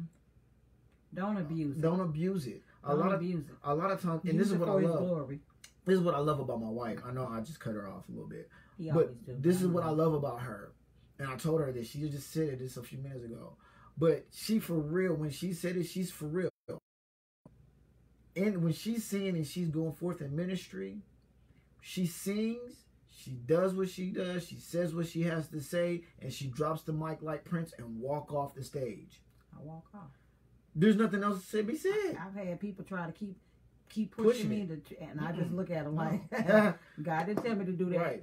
You can go ahead. I'm not about to be in because anything after that is being in your flesh. But Whitney, I encourage you to keep doing what you're doing. You said you love singing. You said you love that's what you're going through. This is what you're going through. A lot of stuff that I just got through saying. There's a lot of stuff that you said that you're going through. You keep pushing. You keep giving God the glory. You keep giving the devil a black eye because it's all about God at the end of the day. We ain't got nobody to answer to but God. Right. That's who we have to answer to. And when you're not true to your assignment of what God told you, you got to answer to God. Right. So you doing what you're doing. I don't care. Let them say that you're a show off. They probably say the same thing about me, but guess what? I can care less. People look at me and like, look at her. She doing too much. When I sing, I'm all over the stage. Right. Guess what? Because I'm every time when I move, every time when I flow, whatever in my arms, I'm doing all kind of stuff. I'm pushing my way because you don't know what I've been through all week.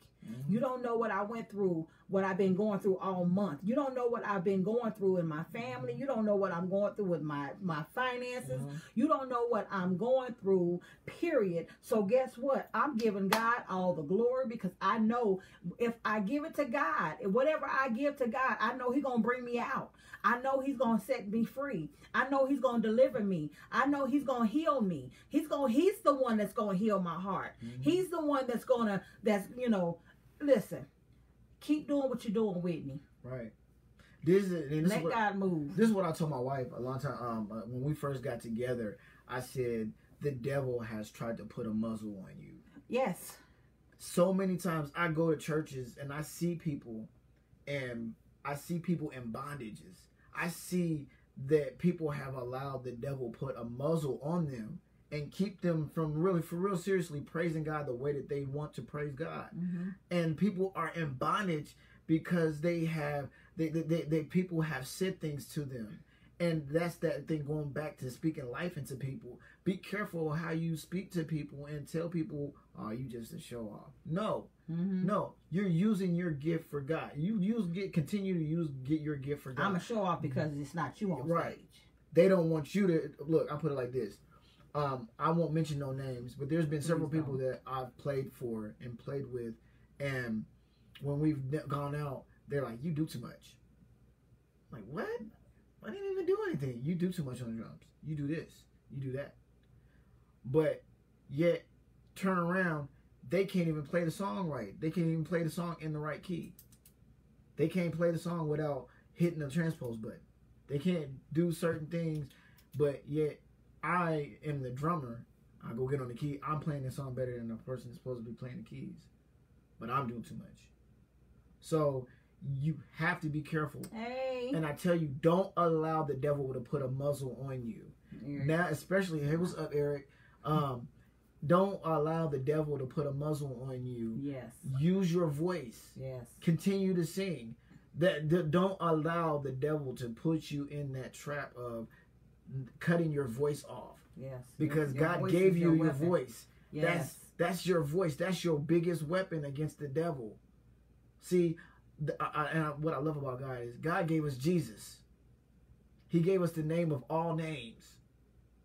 So when you're feeling down and you're feeling like something is wrong, all you got to do is just call the name of Jesus. Mm-hmm. And because then I'll go one step further. The Bible says He interprets our groans and our moans. Mm-hmm. So you can call the name of Jesus and just He understands what you're going through. Oh yes, He knows. So He interprets it. So y'all have to understand that. Yes, that's right. Your voice is your instrument. Yes, that's right, Eric. You continue to use your voice. Don't let nobody cut you off, because as soon as you let somebody cut you off, you have just killed your lifeline. Yes. You've killed your lifeline to God. Matter of fact, when you sit on your gift like that, when you stop doing what God has told you to do, then you have to answer to God of why you didn't do what He called you to do. You don't want that. Matter of fact, I'll even go one step further than that. What you don't want is to be somewhere and then you see somebody doing what you were supposed to be doing. Mm-hmm.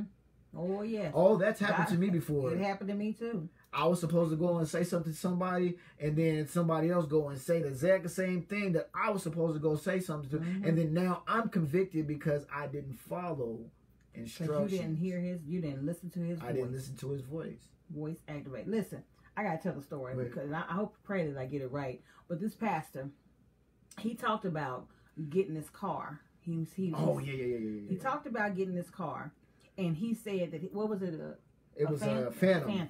He talked about getting this car, and he said, I wanted this car. He said, and the man told me, you can't test drive the car. You can't test drive it, but you can turn it on.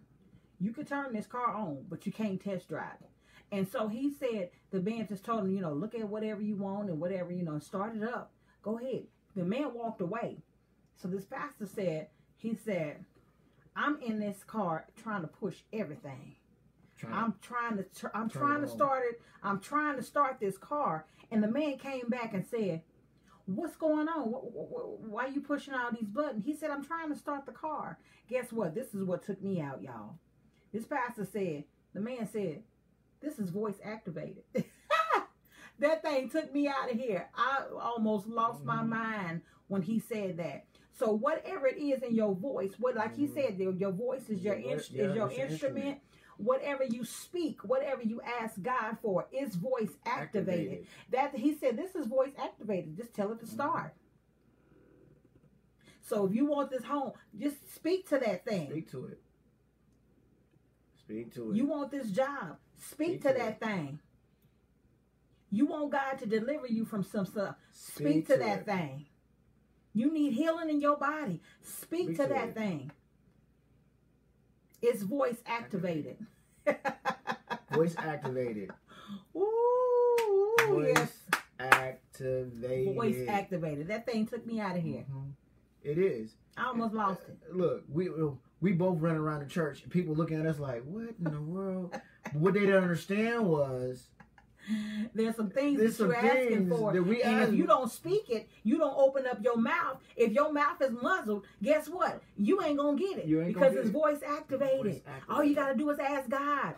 Ask God for it. Open up your mouth and ask God for it. He said, I will give you the desires of your heart. That's Mark 11:24. I will give you the desires of your heart. Whatsoever you desire when you pray, ask him and he'll give it to you. Voice activated. Huh? Yeah. Yeah. Use your weapon. Your weapon is your mouth, your instrument. The devil wants you to. But don't use it for evil. Yeah. He wants you to be quiet. He wants you to be quiet. He wants you not to talk. Yes. He wants you. This is the thing what the devil does. He know the very thing that you. This is my challenge to everybody. I'm gonna tell you this. My challenge to you is when you get to that point to where it's something that the devil is telling you that you shouldn't do, that you shouldn't sing so loud, or you shouldn't sing so hard, or you shouldn't this or that. That's the very thing that you need to go out and you need to you need to exercise that. Yes. Exercise your voice. Speak life. Speak life to the situation. Don't speak death. God didn't speak death. He spoke life. Yeah. That's why we're here. That's how we were here. Yeah. And we supposed to be talking about communication. That's communication. Because guess what? You communicating with God. You're communicating with God. Look, this is the thing. When you get in the presence of God and you have the lifeline, direct lifeline to God, and you activated it, you can look, I put God is the lover of all lovers. He'll hold you when you need to be held. He'll talk to you when you need to be talked to. Look, it's like a cell phone. When you go and you get a cell phone, they have to activate it. They got to put a SIM card in it. They got to activate the SIM card. They got to do all the different measures, put the codes and stuff in to just so you can use your cell phone. You don't even have to do that with God. All you got to do is just open up your mouth and voice activated. Voice activated. Listen, your phone is even voice activated. You could ask Siri, "Hey Siri." Hey Siri. Oh, Siri sleep. It's because we both. Oh, because we're both. Okay. But you can ask Siri anything. You can ask, "Hey Siri." Yeah, I said, "Hey Siri." See, we online. That's the reason why it ain't coming on. Yeah. But you could. It's voice activated. It's voice activated. So some of us need to start using our voices. Yes. Use your to weapon. Activate some stuff in the atmosphere. Yes. You want some stuff? Look, use your voice to activate it. It's voice activated. That's my secret. It's voice activated. Y'all want to know why we so happy? Because we speak life to each other. Yep. It's voice activated. She reacts to the voice that I give her. What did you just say? She reacts to the voice that I give her. So if I come in here and I scream and holler, I'm going to get the reaction of screaming and hollering. See, I'll go one step further. Men, you wonder, or women, y'all wonder why your significant other is acting the way that they are. If you called your wife a bee, or you called your husband a low dog, dirty dog. That was too nice, but yeah. You wonder why they're acting like a true bee? Because you spoke it into the atmosphere. Yeah. It was voice activated. It was voice activated. So my question to you, are you speaking life or are you speaking death? It's voice activated. It's just that simple. Put it in the atmosphere. You say, "Oh, this ain't gonna work. This ain't gonna work." Guess what? It ain't gonna. You're right. It's not gonna work because you just activated. You just got through speaking and stopped. You just don't do that to me. What did I do? You know what you're doing. I didn't even do nothing. You just spoke it in the atmosphere. I didn't do nothing. Yes, you did. No, I didn't. Yeah, that's why you look like. You know you did that. Every time when I get to talk of that, I was praying that spirit. It's a spirit. All right. There was a story I was gonna tell them about our voice activating situation. There was a situation that happened, and dang. I just told about the card. Now it's your turn. All right, so we have this thing that's called Pillow Talk. Yes. And Pillow Talk is something that allows us to kind of get everything out in our day that has possibly happened. If there's issues that's going on that we need to deal with and put on the table, we talk about it in our Pillow Talk. It allows us to get this it's kind of like to clear the air. Yes. Almost. And so it's where it's kind of like our what is it? Stop paying attention to what I'm writing. No, I'm not paying attention to what you're writing. It's kind of like our in tag where you have the neutral zone where you can't be tagged no more. It's kind of like that. And so we can go and we can lay our heads down and we can look at each other and be like, babe, this is what has happened. It allows us to get our ideas out on the table. It allows us to get our issues out on the table, and then not only get them out on the table, but come up with solutions of how we can handle them and best help each other get through things.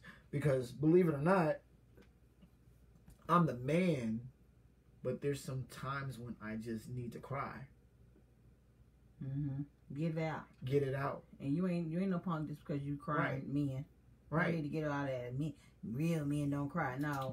That's a lie. That's a lie. That's why people having strokes and all kind of stuff, because you're holding stuff in. Right. Let it out. Right. And so. And why not let it out with your significant other or your wife? I was just about to say that. And so what we do is we get together, we talk to each other, we hold each other, and it's brought us closer together, but it's shown us where we really are as far as our marriage goes.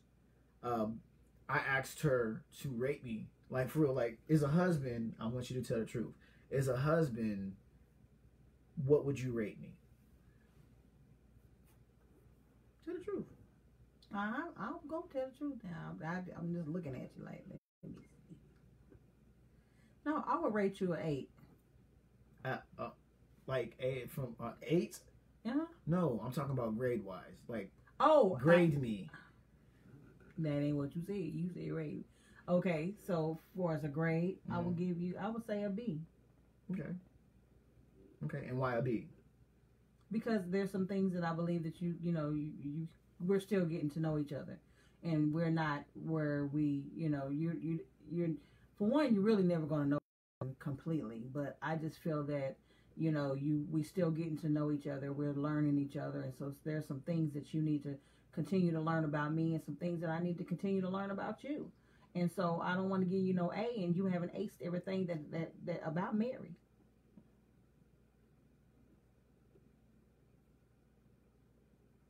Okay, yeah. I'll wait on you to rate and give me a grade. F. No, I was playing. You wouldn't be with me if I was an F. No. Fine is all outdoors. No, I was playing. No, I give you a B plus. Okay. And the reason why I give you a B plus is because you've shown me that you are not only just a wife, but you're a companion. And that you showed me what a real wife is supposed to do when they're a wife, how to love, how to show compassion, how to communicate, how to do different things. And so I always also want to leave room for improvement.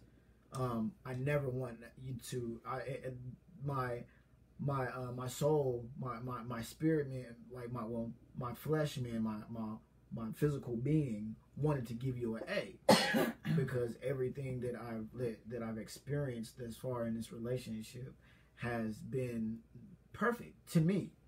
In my eyes, we've had some ups and downs, but that's relationship. But it's been, in my eyes, it's been perfect because you've shown me what a real woman is supposed to do. And have you always been correct on things? No. Have you? But we talk about it, we get it out in the air, and we deal with it. So it's made it just that much easier to say, yeah, I love this person. I rate this person as a high B. But there's always room for improvement. Yeah. So and then on what you gave me, a B, I feel like there are areas where I'm still getting to know you, but at the end of the day, I'm giving myself and you the opportunity to learn each other. But you have to understand this, fellas and women, you change. Yeah. You change. I know you I don't change. always stay the same. Nope. I know since we've been together, she's changed. Not in a bad way, but she's changed. She's like, for real. We're both getting to it. We're both getting seasoned. Yeah. She got a little bit more hot sauce on her now. She's spicy. I'm just being real. She like the Sour Patch Kids. First she's sour, then she's sweet. She knocking over your trash cans at 1 o'clock in the night. And then the next morning she's bringing you roses and candy. I'm just being real. You are tickling me. But the thing about it is, the thing that I really do, one of the biggest things that I love about my wife is that she has a pure heart. Her heart is pure. I've never known her to come from a mean, malice place. So that's the biggest thing that I love about my wife, and that's the reason why I rated her as a B, because not only is she loving, caring, and honest, but she's human at the same time, and she's always showing me something to grow and to be in that A. Me and her both may never ever get an A in this assignment with each other, but we're always constantly growing towards the A, towards being where we want to be. Yeah. You know. So it's always going to be a growing experience with us. Yes. Because I know she's not always going to be the same. I think in our last video, she had purple hair. Yes. I done had purple hair. I done had braids. I done had blue. Now this is what he wanted me to wear. My birthday hairdo. He wanted to see me in this color. So I said, well, let me start early, because if I don't like it, I'm taking it out and I'm gonna do another color. But I kind of like it. It's banging. I like it. I got a lot of compliments off of it. This is my first time wearing this color, and I like it. And my bangs is getting on my nerves because I keep doing this and keep doing. But I'm gonna cut it a little bit off my eyelash because it's on my eyelash. But yeah. I like it. I love it. He loves it. I told her, I was like, no, don't you let that hair go to your head. Oh, it went to her head. No, it didn't. Oh, it went to her head the first day she got it. I did get a lot of compliments. I was like, I'm cute. You don't tell me what to do. You hold my hand the whole time we are in this store. I was like, I didn't wear. She tried to let my hand go. I squeezed her hand real tight. Hold your head. I was like a little kid, like, yeah, yeah. But our challenge to our couples, we always like to leave you guys with challenges. First thing would be pillow talk. Mm-hmm. Talk to your significant other. Spend that time with them. That's very important. Pillows don't always have to be involved for you to have pillow talk. You can go out to eat. And if it get heated, have a pillow fight. I think we should have a pillow fight just because. Not right now. Don't you try to hit me with a pillow. I'll be talking to him like, boy, yeah. But hey, pillow talk don't always have to have pillows. It don't have to. Get to a place to where it's just you and your significant other, and it's a quiet place. You got a fireplace. Go sit around the fireplace. And just talk. You ain't even got to turn the fireplace on because it's too hot for all that anyway. But just go sit around the fireplace, and eat, eat some little snacks or whatever, whatever. Eat just some little snacks and talk or whatever, and get everything out. If you get a little heated, that's all right. Take a break, go to the bathroom, go do whatever, and come right back and talk about it again and discuss why you got mad. Why did you get it? What made you get to this point? Why did you get like that? Okay, what's that thought that you're having right now? What's that look? Because there's times when I'm talking to my husband, see, I like to watch his facial expressions. Where you going? I like to watch his facial expressions. So there's times I look at my husband, and when I'm talking, and if his eyebrow go up or whatever, I'm like, what was that thought? He's like, I ain't think nothing. And then I keep talking, and then he'll do another move. His facial expressions would change, And I said, okay, so what was that? And then eventually, you know, he's like, well, I'm trying not to cut you off because, you know, and then he'll tell me what his thoughts were about what I said. And then I tell him why. I love to communicate. I don't like leaving stuff up in the air. But every time when I say something, I say, and now let me tell you why I said that. That's how I am. Let me tell you why I said it. I said this because this is that. And he pays attention to my facial expression. But sometimes he, you know, when he's talking to me and I, you know, he said he didn't want to cut me out his facial expression, I just be like, well, wait a minute. I just come right on in. No, that's not right. Let me tell you what we told. That's the only thing different about, you know, he'll wait and I'll be like, no, I got to get that while I say I'm a man because I've been and forgot it. No, let me say this. A lot of times, I believe there's a right place and a right time for everything. And sometimes... Well, it's just me and you, so it's always the right place and the right time. But what I'm saying is, you never want your partner to feel like they're being thrown under the bus or they're embarrassed. I ain't never been. She never embarrassed me, but she's gut punched me while I was in some places, and I was like, babe. It was on text message. It was on text message. But it still affected me. I just didn't let it. I'll hold a straight face. I'll be like,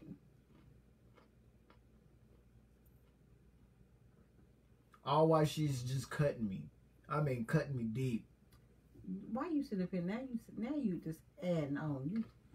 He's an over exaggerator too. He over exaggerates a lot. I don't do it like that. Now, come on now. Don't make the people think that I'm just that cutthroat. I mean, you smacking. I can deal with it though. That's the difference. I can deal with it. Because if he could deal with it. No, for real, I can deal with it. The reason why I say I can deal with it because some people, if they get into like, if we're in it, like for instance, like I'll give you a case scenario. Being out, we with friends, and while we out with friends, something that happened, and she'll text me, why'd you do this? Da da da da da da blah blah blah. I don't do it like that, but go ahead. Tell the truth, shame the devil. I am telling the truth. I don't talk like that. I'm not saying you personally, saying, like for say what do. Like, no, what I'm saying, like she'd be like, why would you? Real. Why you do that or what have you? And she'll send a text to me. And thank you. I'll be like, I don't know, you know, I didn't mean it in some type of way, but okay, all right, whatever. Anyways, and then she'll send. And it's that what he just said at the end. Okay, whatever. Right. It's not whatever. If it affects me and it bothers me, that whatever is not no. We gotta check that. But this is the thing. Because he said, okay, whatever. All right. That's okay, real whatever. But you gotta understand where we are. We in front of people. I don't want to address this right now, but she wants to address it through text message. So my job. That's a nice way of doing it. Hold on, baby. Knows. Hold on. Let me finish. Okay. Before you just cut me off. Oh yeah, you want to play that? So the man in me, because I love her so much, I don't want to ever put her in a situation to where it causes her to get out of character or me to get out of character. So a lot of times I just bite the bullet and I'll be like, you know what, babe, I'm sorry, my bad. I apologize for the Don't try to make it seem like you just no. No, and no, for real, because I don't like confrontations. I don't either. I don't like confrontations. So, but I like to get my point across. She like to get her point across, and if she sees something that she don't like, she's gonna let you know. I'm gonna let you know right then and there because see, like you know, that's the thing. Let's go back to when you were kids. When you were a child, I'm not saying you. I'm talking to your neighbor. When you were a child and your child do something. What get me, listen, my mother wasn't the type of person when she said, I'm going to get you when I get home. My mother would get you right then and there. And so when my kids, I would say, I'm going to get you. I would tell them, I'm going to get you when I get home. But guess what? I ain't never forgot. I got them when I got home. So sometimes they rather just go and get it. Just go and whoop me. Because don't make me go all day and wait on this whooping. Don't make me wait for this. I'm gonna get you when you least expect it. Just get I'm gonna get you. Oh, I'm gonna get you. And so that's my thing is I'm gonna address the problem when it happened, because if I wait later, then it's not the same as when it happened. I need to let you know that you hurt my feelings right then and there when you did it. I need to let you know, because if I tell you later, it's not gonna have the same effect. So, I mean, you're right. Just making all kind of noise. You got. No, but this is the thing, and this is the thing. Is her husband? I make her feel comfortable enough to do it. Do I like it sometimes? No, I don't. Who likes to be in the trouble? Who likes to be in the doghouse? You don't necessarily be in the doghouse. Yeah, because I can never say I really have actually been in the doghouse. You're told be in the doghouse, but you don't be in the dog. But I make her feel comfortable. We laugh too much. We get along too. I mean, it's no. You don't never stay there. A lot of times. All right, I'm gonna ask you this question. Oh Lord, you about to ask me. Have you ever felt discomfortable with talking and communicating with anybody that you've been with? No, I have not. There you go. Hands down. I have never felt I feel comfortable talking to him about anything and everything, and even when I'm having a issue or whatever, I let him know. He'll correct the problem right then and there. Vice versa, I correct the problem as well. Mm-hmm. Right, and because we've done that, because we have that relationship, it makes that relationship with us stronger. That much better. It makes it stronger.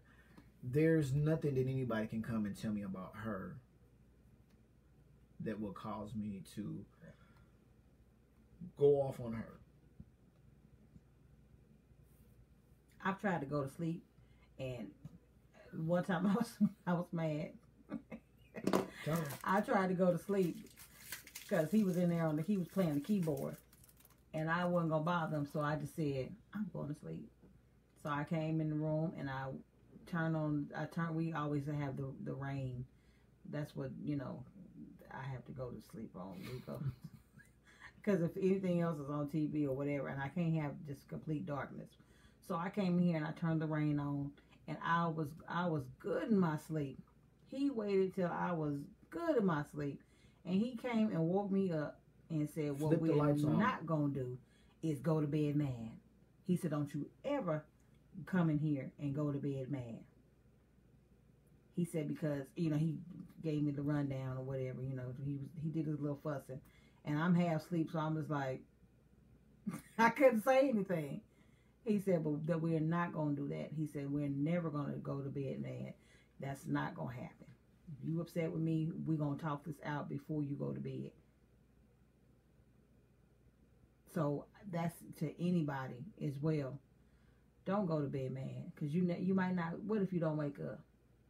Or what if he go to bed and he don't wake up? Then the last thing you had on your mind was what y'all argued about, and it was so stupid. I don't even remember what was it about. What was it? I don't even remember. It don't matter now. But it's not. Okay, well, it don't even matter then, because I don't remember. But I tried my best to go to sleep. And then after he woke me up, he gonna go to sleep, and I couldn't go to sleep. So Patty Betty stepped in. I turned on the TV, turned it up. I was still asleep, though. I slept good. He slept like a baby. But it was because she got convicted. Yeah, I was convicted. Now, when I'm convicted, I'm woman enough to say that I'm sorry. I ain't never, it's hard it is so hard. That word, sorry, sometimes. I be like, that's it. It'd be hard for her to say sorry. It'd be so hard to say I'm sorry, but I do. I say I'm sorry. He be like, what you say, huh? Come again. I be like, I said I'm sorry. I didn't hear you. And I be like, I'm not saying it no more. He said, well, I didn't hear you. and then I have to tell him I'm sorry. He said 4. I'm like, see, now there you go. He wants to rub it in because he know it's hard for Mary to say sorry. Right. But after I say I'm sorry, I feel delivered. I feel set free. And sometimes, you know what? I'm just being honest. When I say I'm sorry, I cry. Then I was crying. Did I say I'm sorry? I don't like saying I'm sorry, but when I say I'm sorry, I cry because I'm so convicted. That I may have said something to hurt him or whatever. It hurts me that I've hurt and said something to him in the wrong way. I have a big heart. I've been hurt so many times. I sometimes don't know how to receive his love. And I'm speaking to somebody on here because you're doing the same thing. You don't know how to receive the love. So you say hurtful things, you do hurtful things to a person or whatever, and they continue to show you love, and you just like, wow, why you love me so much? Because you've been built, you've been having false. What are you laughing at? You laughing at this piece of it? It keeps bothering me. You see how I'm about to pin it. You put it up and you got to talking and said boop boop. I'm gonna have to cut it. It just bothers me. I'm gonna just leave it there. It's on my eyelashes, but sometimes I question and I'm like, why you love me so much? Mm-hmm. The relationship we have is so rare. I mean, it's awesome, but at the same time, it's just like, dang. And it's too good. He keeps on loving me, and I keep on loving him. And I don't know. We've been on here for a while, but I want to sing this little this little snippet of that. What's the name? Oh, and because God is the greatest power, we shall never be defeated. And because God is the greatest power, we shall never be defeated. I shall rise, and I shall be, and I shall go in victory. No weapon formed against me will ever overtake me. And because God is the greatest power, we shall never be defeated. And because God is the greatest power, we shall never be defeated. I just wanted to say that. No weapon formed against you shall prosper. Because God is the greatest power, we should never be defeated. He probably looking at me like, I can't stand you, because he been playing this. He's been playing the song, and I'm like, I don't want to sing. But I just felt that in my spirit, and that somebody needs to hear that God is the greatest. When I'm not around the keyboard, or she just randomly wants to sing, and then I'll be like, I don't want to sing. But because God is the greatest power, we should never be defeated. And and know that no weapon formed against you will be able to prosper. People may throw darts. They may try to talk about you. They may try to harm you. They may try to, spread lies on you and all that stuff. But no weapon. He said they're gonna form, but they're not gonna prosper. So I just want whoever is on here. If it says there's only one person on here, that's fine. If it's more, y'all incognito, y'all ain't behind, whatever. Y'all didn't push the button. I'm talking to you too. No weapon formed against you will be able to prosper. You're going to have trials. You're going to have tribulations. You're going to have darts. You're going to have all kind of stuff that's going to come your way. But the thing is what you do. What is your reaction to those things, or what come your way? Mm-hmm. Don't allow it to get you out of your character. Don't allow it to get you, out of God. You just keep on and keep on, keep on doing what you know that God told you to do. Exactly. A lot of the things that you go in, that you guys go through, are tests that God is trying to use to get you stronger. It's like a knife. A knife is not sharp unless it goes through the sharpener. You have to sharpen it in order for it to be sharp. So you have to allow God to sharpen you so that when you go into battle, that you're equipped with everything that you need. You know how to use those different tools that God has blessed you with. Yeah. For instance, her voice. She's been singing for many years. And because she's used her voice to give God all the glory and honor and praise, she's never stepped out and done R&B. She's not gone out and sung and just been out in clubs gigging and singing all that stuff.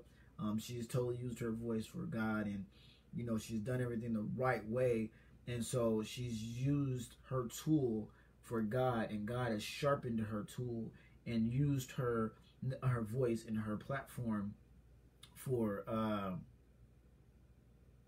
okay, all right, that was weird, but but has used her in a way to where now he can say, you know what, you've done everything the right way. Now I'm going to put you in the forefront so people can see what I have been working on. I have a formula that I've been working on with you, and now I'm done with this formula. Now it can come to the forefront and say, hey, this is my servant Mary. This is my servant Mary. She's going to go forth and she's going to help save souls. She's going to tear down strongholds.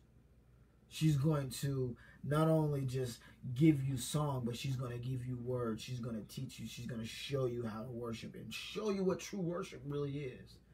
See, some of us don't know what true worship is. Worship is a lifestyle. It's a lifestyle. And it don't just happen on Sundays. It happens every day. Your light should be shining wherever you go.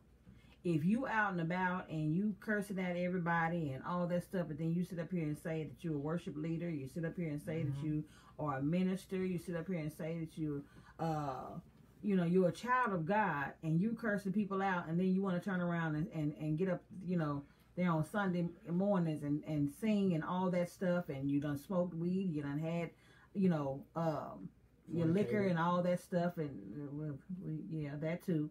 But you doing all this stuff in your life, and people like, what? This person is a worship leader? This person is a minister? This person is a pastor? This person, oh my God. I couldn't tell because your light has gotten dim. Your light did not shine, and it should shine wherever you go. Some of you guys don't even realize that you guys are killing your gifts and your talents by some of the stuff that you do outside of the church. There's some of the stuff that you do outside of what you're really actually supposed to do. Because God clearly tells us that we can go into the world, but don't conform to the world. Yeah. So I can't tell you how many times I've been playing, because I get gigs all the time. I get gigs to play all over the place. Bars, movie theater. Well, not movie theaters. I'll take that back. Concerts, I get gigs, and these gigs take me places to where they're drinking. There's maybe even smoking weed, but I'm different. I'm out there, but I'm not conformed to it. I'm not out there drinking and smoking weed like the rest of the people that are out there. So what happens is, that now I can let my light and night shine the way that God would have it to shine, and I can lead somebody else to Christ. I can win disciples. Mm-hmm. So, yeah. With that being said, we have been on here for a while. For about 2 hours. Yeah. Yeah, we've been up for 2 hours. So and we just talking. We just you know, we know people done popped in, popped out. Like, oh, they still on. They still on. They still. This is probably about the longest we've been on here in a while. In a while. So we're just talking. We just wanted to come and show our faces because we hadn't been on here that long. So that's probably another reason. And actually, you guys are actually getting a 2-for-1er because we didn't get you guys last Sunday. We didn't do our Sunday night vibe. Yeah. Last Sunday. So if y'all got any topics or anything that y'all would like to talk about, or whatever, hey, let us know. Inboxes. Let us know what your thoughts are, or whatever. And we want to pray. Yeah, we're gonna have a quick prayer, and it was some names I wrote down because they were asking for prayer, and so just those who are on here. Period. We just pray for all the people that's on here in these names right here. The the Norman right there. Norman, Zach's girl. Okay, so real quick, let's go ahead. That's your family, right? Yeah, that's my family. Yeah, So, dear Heavenly Father, we just want to come to you saying thank you, Jesus. Thank you for allowing us to be able to come on here and bless the people this evening, Lord. We want to say thank you for all the people that were able to come in and be blessed by your word. We ask that you allow something that was said today or sung this evening, Lord, to bless somebody's soul to where they may want to be able to be a Christian and get to know you better, Lord. Yes. Lord, we ask that you just come right now and you bless and watch over the family members right now of my family right now, Lord. We ask that you be with our family, Lord, and comfort them and give them peace of mind, Lord, and let them know that you have not left them, Lord. Lord, we ask that you be with Zach and his grandfather, Lord, as he's still going through the things that he's going through right now, Lord. You know what they have need of, Lord. You know that we're asking that your will be done, Lord, but we are also standing on your word. You said that you're by your stripes that we are healed, so we're standing on that word, knowing that you are not a man that will lie, and that you will not write a voided check, and that your word will not come back voided. So we are standing and believing and trusting and believing that his father is healed by your stripes, Lord. Lord, we're asking the same healing for Mrs. Newman and her Norman. And her family with her mother having pneumonia, Lord. We ask that you go and when you touch her heart, Lord, right now, Lord. Touch her body, touch her from the top of her head to the bottom of her toes, Lord. And let her know that you love her, Lord, and love that family right now, Lord. We ask that you give them peace of mind right now, Lord, in the name of Jesus, Lord. We ask that you be with us, Lord, as we go through this evening, as we go to sleep tonight, Lord. We ask that you be with us and keep the death angel away, Lord. And we ask that you break us up on tomorrow morning, Lord, with our mind stayed on you, Lord. And we ask that you continue to be with us and bless us, Lord. It is in your name, Jesus, I do pray. Amen. Amen. Amen.